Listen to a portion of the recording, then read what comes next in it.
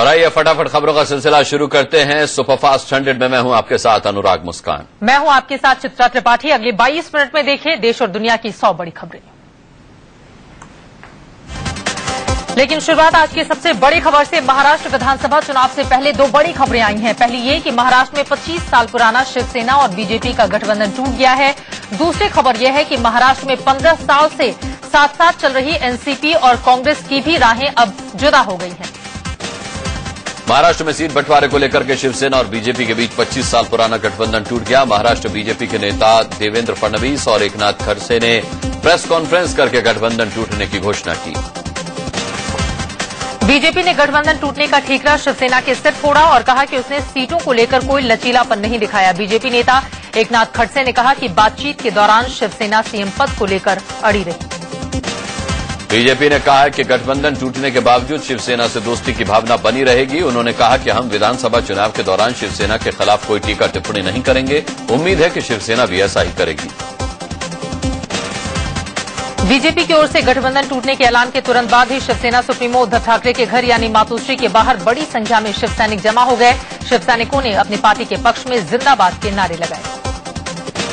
शिवसेना प्रमुख उद्धव ठाकरे के बेटे आदित्य ठाकरे ने बीजेपी के गठबंधन से अलग होने के फैसले को दुखद बताया। उन्होंने कहा कि इस फैसले से ठेस पहुंची। हमने उनका हमेशा साथ दिया। उनके बुरे दिनों में भी हम उनके साथ रहे। शिवसेना ने गठबंधन टूटने के लिए बीजेपी को जिम्मेदार ठहराया है। शिवसेना ने सीएम पद के लिए लड़ने के लिए बीजेपी के आरोपों को खारिज किया। शिवसेना ने कहा है कि बीजेपी की एनसीपी के साथ गुपचुप डील हो चुकी है। केंद्रीय मंत्री और शिवसेना सांसद अनंत गीते ने बताया कि शिवसेना सुप्रीमो उद्धव ठाकरे 27 सितंबर को एक जनसभा करेंगे। उसी सभा में वो बीजेपी से गठबंधन टूटने को लेकर अपनी बात रखेंगे। शिवसेना से गठबंधन टूट गया है और अब बीजेपी नेताओं ने नामांकन भरना शुरू कर दिया है। नेता विपक्ष एकनाथ खड़से ने जलगांव की मुक्ताई नगर सीट के लिए आज पर्चा दाखिल किया। बीजेपी शिवसेना के 25 साल पुराने गठबंधन के टूटने के कुछ ही देर बाद कांग्रेस एनसीपी का 15 साल पुराना गठबंधन भी टूट गया। एनसीपी ने प्रेस कॉन्फ्रेंस करके गठबंधन तोड़ने का ऐलान कर दिया। एनसीपी सुप्रीमो शरद पवार के भतीजे और महाराष्ट्र के उप मुख्यमंत्री अजित पवार ने साथ ही ये भी ऐलान कर दिया कि वो अपने दम पर चुनाव लड़ेंगे। उप मुख्यमंत्री अजित पवार ने यह भी ऐलान कर दिया कि वो जल्दी ही राज्यपाल से मिलेंगे और कांग्रेस एनसीपी की गठबंधन सरकार से समर्थन वापस लेंगे। वहीं एनसीपी के वरिष्ठ नेता प्रफुल्ल पटेल ने कहा कि पिछले 15 सालों में एनसीपी के किसी नेता अजित पवार ने यह भी ऐलान कर दिया कि वो जल्दी ही राज्यपाल से मिलेंगे और कांग्रेस एनसीपी की गठबंधन सरकार से समर्थन वापस लेंगे। वहीं एनसीपी के वरिष्ठ नेता प्रफुल्ल पटेल ने कहा कि पिछले 15 सालों में एनसीपी के किसी नेता ने गठबंधन धर्म के खिलाफ कोई काम नहीं किया। साथ ही हमने कांग्रेस से आधी यानी कि 144 सीटें मांगी थी, लेकिन वो 124 ही देना चाहते हैं। कांग्रेस और एनसीपी की दोस्ती टूटने से पहले आज एनसीपी के मौजूदा विधायकों में से एक नवाब मलिक ने पर्चा भी भर दिया। मलिक ने मुंबई के अणुशक्ति नगर सीट से नामांकन किया। वो यहीं से मौजूदा विधायक भी हैं। एनसीपी विधायक और महाराष्ट्र के मंत्री जितेंद्र आव्हाड ने भी अपना पर्चा दाखिल किया। मुंबई से सटे ठाणे से उन्होंने नामांकन भरा। महाराष्ट्र सरकार में कृषि मंत्री राधाकृष्ण विखे पाटिल ने अहमदनगर जिले से शिरडी विधानसभा से कांग्रेस प्रत्याशी के रूप में पर्चा भरा। नामांकन दाखिल करने के लिए वो अपने सैकड़ों समर्थकों के साथ पहुंचे। लिस्ट जारी होते ही कांग्रेसियों ने भी पर्चा भरना शुरू कर दिया। कृपाशंकर सिंह ने मुंबई की कलीना विधानसभा सीट से पर्चा भरा। समर्थकों के जुलूस के साथ वो पर्चा भरने के लिए पहुंचे थे। हरियाणा के जींद में पूर्व मुख्यमंत्री ओम प्रकाश चौटाला ने रैली को संबोधित किया। चौटाला को मेडिकल ग्राउंड पर पैरोल मिली हुई है, जिसकी वजह से उन्हें रैली करने की इजाजत नहीं है। हालांकि कानून तोड़ने पर उन्होंने माफी मांगी। गोहाना से हरियाणा जनहित कांग्रेस के प्रत्याशी धर्मपाल मलिक के चुनाव कार्यालय के उद्घाटन के मौके पर पार्टी सुप्रीमो कुलदीप बिश्नोई और जन चेतना पार्टी चीफ विनोद शर्मा ने शिरकत की। हवन के बाद धर्मपाल मलिक ने सोनीपत एडीसी ऑफिस में अपना नामांकन किया।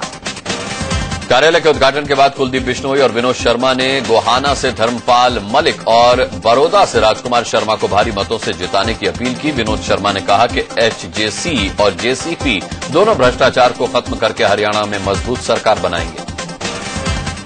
चंडीगढ़ प्रेस क्लब में हरियाणा जनहित कांग्रेस ने 58 सीटों पर अपने उम्मीदवारों के नाम का ऐलान किया। वहीं जन चेतना पार्टी अपने उम्मीदवारों के नाम का ऐलान कल करेगी।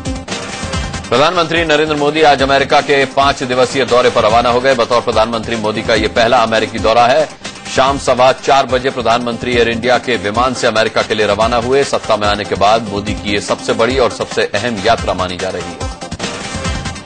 26 सितंबर से प्रधानमंत्री नरेंद्र मोदी का अमेरिका का आधिकारिक दौरा शुरू होगा। 27 सितंबर को मोदी संयुक्त राष्ट्र महासभा में हिंदी में भाषण देंगे और फिर कई कार्यक्रमों में भी हिस्सा लेंगे।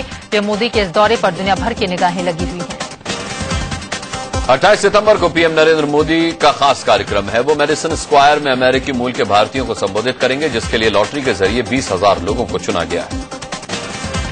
29 सितंबर को PM Narendra Modi Washington DC में होंगे। यहां 29 और 30 सितंबर को व्हाइट हाउस में मेजबान अमेरिकी राष्ट्रपति बराक ओबामा से उनकी बात होगी। दोनों राष्ट्र प्रमुखों के बीच कई मुद्दों पर चर्चा होनी है। ओबामा और मोदी की मुलाकात में आईसिस आतंकियों के मुद्दे पर भी चर्चा हो सकती है। माना जा रहा है कि मुलाकात के दौरान राष्ट्रपति ओबामा मोदी से आईसिस के खिलाफ लड़ाई में सहयोग मांग सकते हैं। राष्ट्रपति बराक ओबामा के अलावा पीएम मोदी पूर्व राष्ट्रपति बिल क्लिंटन और पूर्व विदेश मंत्री हिलेरी क्लिंटन से भी मिलेंगे। मोदी तकरीबन 50 अमेरिकी सांसदों से भी मुलाकात करेंगे। अमेरिका दौरे पर प्रधानमंत्री नरेंद्र मोदी कुछ भी नहीं खाएंगे। उनका नवरात्र का व्रत चल रहा होगा। ऐसे में अमेरिका उनके स्वागत में व्रत में खाए जाने वाले खाने की तलाश में है। अमेरिका और न्यूयॉर्क का सबसे बड़ा वेजिटेरियन चेन होने का दावा करने वाला मिठास रेस्टोरेंट ने ऐसा खाना उपलब्ध कराने के लिए आयोजकों से बातचीत की थी, लेकिन बात नहीं बनी, ऐसा इसके मालिक ने दावा किया है। मिठास रेस्टोरेंट के मालिक कमल अरोड़ा का कहना है कि उन्होंने मिशन इंडिया से पीएम मोदी और उनके डेलीगेट्स को नवरात्र की थाली उपलब्ध कराने की बात की थी, लेकिन उन्हें निराशा हाथ लगी। मिठास रेस्टोरेंट के मालिक का कहना है कि व्हाइट हाउस भी इस बात को लेकर परेशान है कि वो व्रत में चल रहे भारतीय मेहमानों का स्वागत कैसे करेगा। बावजूद इसके मिठास रेस्टोरेंट को ये मौका नहीं दिया गया। मिठास रेस्टोरेंट के मालिक का दावा है कि उनके यहां नवरात्र में मिलने वाली थाली बिल्कुल साफ सुथरे तरीके से तैयार की जाती है। वो भारतीय प्रधानमंत्री के स्वागत में ये थाली उपलब्ध करा सकते थे। उन्हें अफसोस है कि उन्हें ये मौका नहीं मिला। मिठास रेस्टोरेंट के मालिक का यह भी दावा है कि उन्होंने प्रधानमंत्री नरेंद्र मोदी के स्वागत के लिए लड्डू और दूसरी मिठाइयों की थाली स्वागत के लिए भेजने की बात की थी, लेकिन आयोजक इस बात के लिए भी तैयार नहीं हुए। अमेरिका के न्यू जर्सी शहर में भी एक इंडियन रेस्टोरेंट है, जिसे मिनी इंडिया कहा जाता है। इस रेस्टोरेंट में हर तरह का इंडियन खाना मिलता है।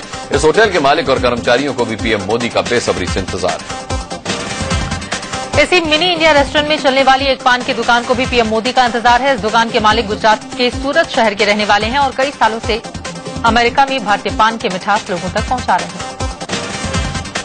इस दुकान में भारत में मिलने वाले पान की हर किस्म मौजूद है, जिन्हें खाने के बाद भारत में ही होने का एहसास होता है। दुकान के मालिक का कहना है कि वो मोदी जी के अमेरिका पहुंचने और उनके भाषण का बेसब्री से इंतजार कर रहे हैं। अमेरिका में लोग प्रधानमंत्री नरेंद्र मोदी के स्टाइल को कॉपी भी कर रहे हैं। यहां की न्यू जर्सी में मोदी जैकेट की काफी डिमांड है और लोग इसे पहनकर मेडिसन स्क्वायर पर उनका भाषण सुनने जाने वाले हैं। ये जैकेट आजकल खूब बिक रही है। पीएम नरेंद्र मोदी की महत्वाकांक्षी योजना मेक इन इंडिया का आज से आगाज हो गया। दिल्ली के विज्ञान भवन में पीएम ने मेक इन इंडिया का लोगो जारी किया, साथ ही इसकी वेबसाइट भी लॉन्च की।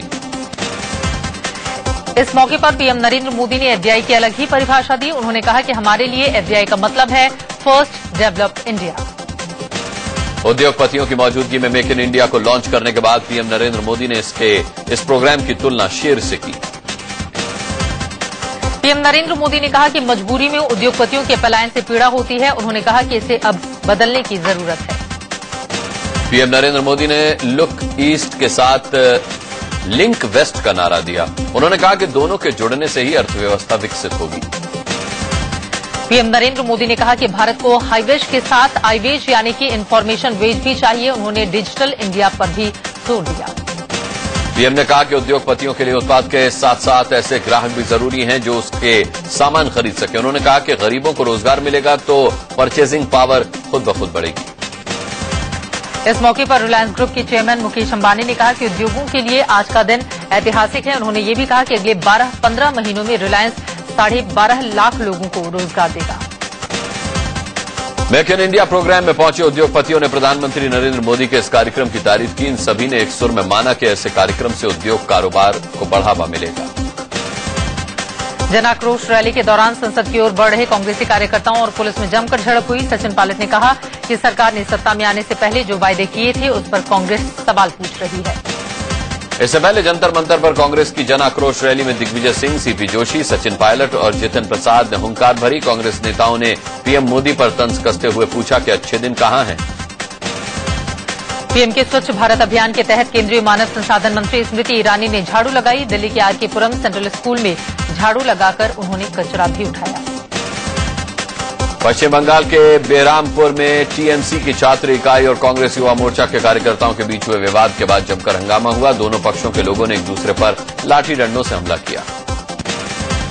टीएमसी और यूथ कांग्रेस के कार्यकर्ताओं ने लाठी डंडों से लैस होकर जमकर हंगामा किया। इस पूरे हंगामे में कई लोगों के घायल होने की खबर है। हंगामे की खबर पाकर मौके पर पहुंची पुलिस ने हालात बड़ी मुश्किल से संभाले।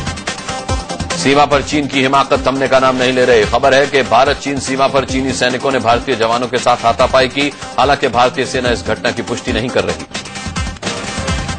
सूत्रों के मुताबिक सिक्किम सीमा के करीब नाथुला में भारतीय सेना गश्त कर रही थी, तभी चीन की पीपुल्स लिबरेशन पार्टी के आर्मी के जवानों ने भारतीय सीमा में घुसने की कोशिश की और इसी दौरान हाथापाई हो गई। बिजनौर में 12 सितंबर से फरार सिमी के 5 आतंकियों की तलाश के लिए अब ड्रोन का सहारा लिया जा रहा है। लखनऊ से आईएसटीएफ की टीम ने ड्रोन की मदद से अब इन आतंकियों की तलाश जारी की। पहले दिन बिजनौर के आधा दर्जन गांवों में ड्रोन की मदद से सर्च ऑपरेशन चलाया गया। आशंका है कि बिजनौर ब्लास्ट के बाद सिमी के 5 आतंकियों ने जिले के ग्रामीण इलाकों में ही कहीं शरण ले रखी है। कलकत्ता हाईकोर्ट ने हत्या और रेप से संबंधित एक बयान के मामले में टीएमसी सांसद तापस पॉल के खिलाफ एफआईआर दर्ज करने के निर्देश दिए हैं। हाईकोर्ट ने इस एकल पीठ के आदेश को बरकरार रखते हुए ममता सरकार को बड़ा झटका दिया। हाईकोर्ट के लखनऊ बेंच ने यूपी सरकार में कैबिनेट मंत्री आजम खान के खिलाफ दायर याचिका पर सुनवाई करते हुए लाभ के 2 पदों को संभालने के मामले में नोटिस जारी किया है। कोर्ट ने उन्हें 6 हफ्ते के अंदर जवाब देने को कहा है। सुप्रीम कोर्ट से सहारा प्रमुख सुब्रत राय को फिलहाल राहत नहीं मिली है। सुब्रत राय ने होटलों के सौदे के लिए तिहाड़ जेल के कॉन्फ्रेंस हॉल में रहने की इजाजत मांगी थी। इस पर सुनवाई दशहरे के बाद होगी। जमानत के लिए सुब्रत रॉय को 10,000 करोड़ जमा करने हैं, जिसे होटलों को बेचकर जुटाने हैं। डील के लिए उन्हें तिहाड़ जेल के कॉन्फ्रेंस हॉल में रहने की इजाजत मिली थी, लेकिन अब तक सौदा नहीं हो पाया। मोदी सरकार ने प्रशासनिक अमले में पहला बड़ा फेरबदल करते हुए 50 अफसरों के तबादले कर दिए। 40 आईएएस अफसरों के विभाग भी बदल दिए गए। भारत की ओर से भेजे गए मंगलयान ने मंगल ग्रह की तस्वीरें लेनी शुरू कर दी है। हाई डेफिनेशन तस्वीरों में मंगल ग्रह की सतह साफ दिखाई दे रही है। इसरो ने ये तस्वीरें जारी की।